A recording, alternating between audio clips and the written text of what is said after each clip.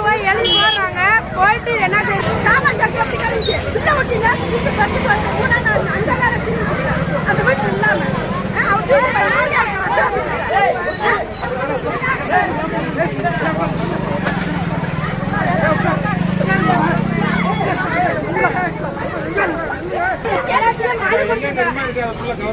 எல்லாத்தையுமே